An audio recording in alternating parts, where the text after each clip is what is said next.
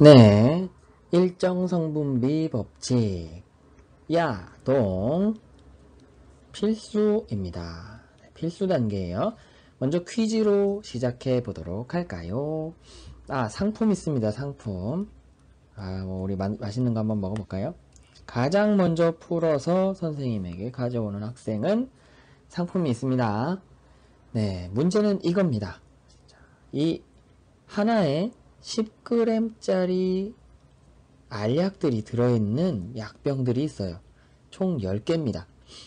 근데 그 중에 한 개만 9g짜리 알약이 들어있는 약병이에요. 편의상 지금 노란색 약을 9g이다 라고 정했습니다. 근데 이 노란색 알약이 들어있는 게 어디 있는지 몰라요.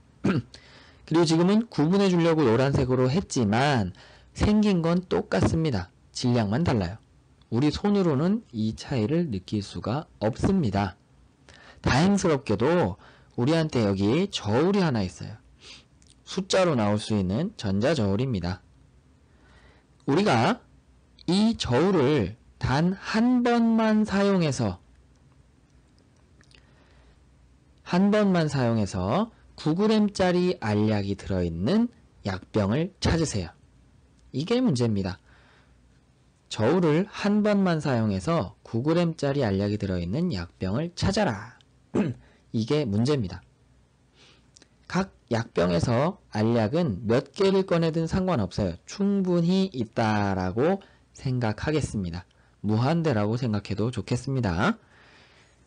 자, 힌트는 여기 약병에다가 이 번호를 붙여도 괜찮겠다라는 거예요. 구분을 해주기 위해서 어느 약병에 어떤 티가 났을 때 어느 약병인지 알아보기 위해서 번호를 붙이는 것도 괜찮겠다 라는 겁니다. 자, 이 문제 맞히시는 분에게 상품 준비되어 있겠습니다.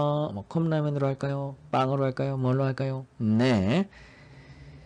자, 우리가 여기서 생각해 봐야 될 것들은 똑같은 알약은 한 개가 있으면 10g이고요. 두 개가 있으면 20g이고요. 세 개가 있으면 30g이고요. 그쵸? 네 개가 있으면 40g이에요. 그러니까 똑같은 알약이 있으면 개수가 많아질수록 뭐예요? 질량도 똑같이 많아진다. 그러니까 우리가 한 개 한 개의 질량을 알고 있으면 똑같은 애들이 모였을 때 그 녀석의 질량도 알 수 있다라는 거 생각하고 이제 일정 성분비 법칙으로 들어갑니다. 자, 활동지 네 번째 처음에 이상한 반응이 있죠. 자, 이게 HgSCN2라고 나와 있는 물질입니다. Hg 순하고 SCN2란 얘기는 요 S와 C와 N이 이렇게 뭉쳐진 한 덩어리짜리가 두 개 붙어 있다는 뜻입니다. Hg에 요 덩어리들이 두 개 붙어 있다는 거예요. SCN 덩어리가 이렇게 두 개 붙어 있다라는 뜻이겠죠. 이 물질에다가 불을 샥 붙이고 나면 뭔가 계속 끊임없이 뭔가 생깁니다. 완전히 새로운 물질이 생겼다. 이걸 무슨 변화라고 하느냐. 이제 좀 지겨울 만도 하죠. 그리고 이 물질의 무엇이 바뀌기 때문에 원자 땡땡이 바뀌기 때문에 새로운 물질이 만들어진다. 원자 가지고 얘기했던 거 기억하시면 되겠고요. 그러면 이 원자 뭐뭐가 다르면서 같은 물질일 수 있느냐? 원자 뭐뭐가 다르면 물질이 같을 수 있냐? 이겁니다. 자, 여기서 생각해 볼게. 같은 물질이란 뭐냐? 예를 들면 이거예요. 우리 A랑 B라는 물질이 있을 때 여기서 C라는 물질이 나왔다고 해볼게요. 이 C는 구성이 A, B가 이렇게 붙어 있는 경우에요. 그런데 어떤 반응은 A랑 B 똑같이 더했더니 D라는 게 나오는데 얘는 자세히 들여다보면 A, B, A 이런 식으로 있는 물질이다 라는 겁니다. 그러면 이 녀석과 이 녀석은 A랑 B라는 애로 이루어져 있지만 구조가 다르죠?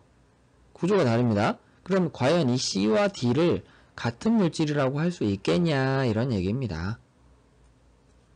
자, 이런 식으로 원소가 같더라도, 즉 재료가 같더라도 이 구조가 다르면 과연 이 두 녀석이 같은 물질일 수 있겠느냐? 그러면 같은 물질이란 무엇을 얘기하는 거냐? 뭐가 같은 걸 같은 물질이라고 얘기할 수 있을까? 라는 거고요.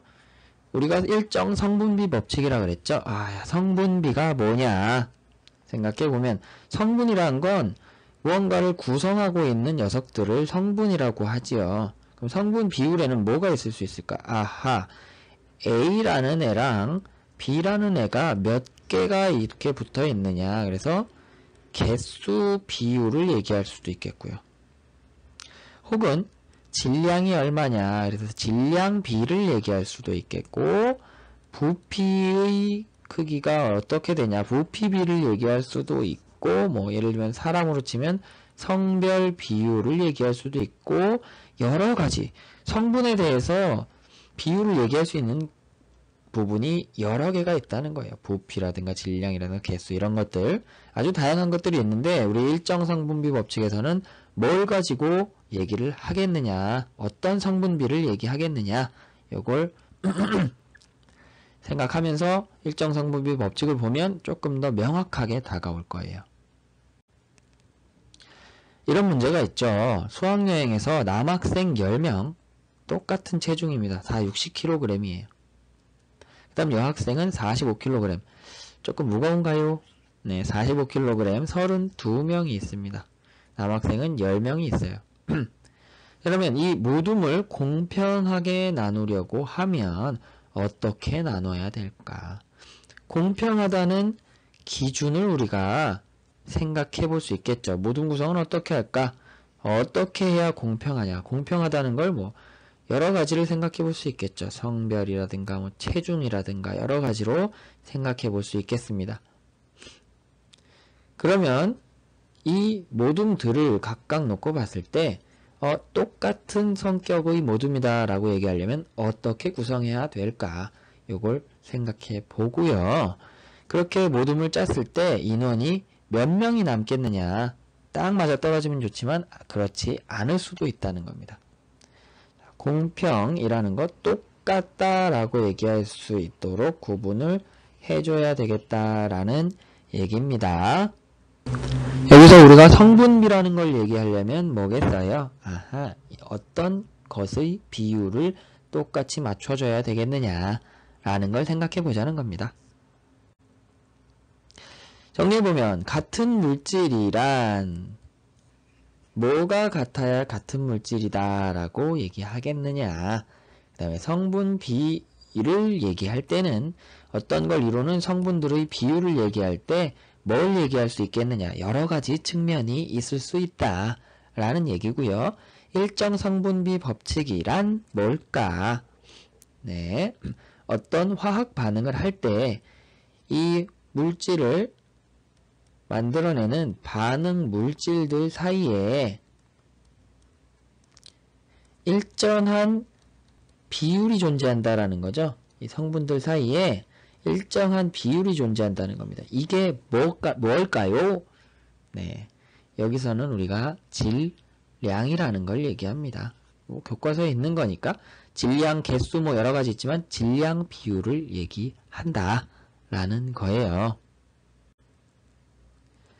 이런 거죠. 아이오딘화 이온과 나비온이 만나면요.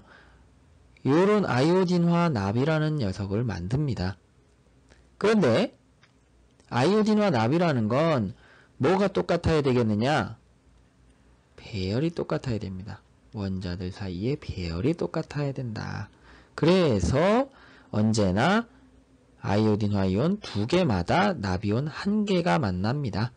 마그네슘과 산소가 만날 때 역시 이렇게 일정한 비율로 만나요. 지금 보면 개수가 언제나 똑같네 이렇게 생각할 수도 있고 우리가 일정 성분비 법칙에서 얘기하는 건 질량 비율을 얘기한다. 여기서 산소는 2개가 꼭 붙어 있지만 마그네슘은 따로따로 떨어져 있고 아이오딘화 이온도 따로따로 이런 거 각각의 입자 혹은 분자, 이온 이런 얘기 우리가 앞에서 했었습니다. 이걸 기억해 두시기 바래요. 네. 그래서 일정 성분비 법칙이란 일정한 성분비를 가지고 화학 반응을 한다. 누구 사이에? 반응물질 사이에 일정한 성분비가 존재한다. 그걸 우리가 질량 B를 가지고 얘기한다. 라는 거 기억하시면 되겠습니다. 안녕.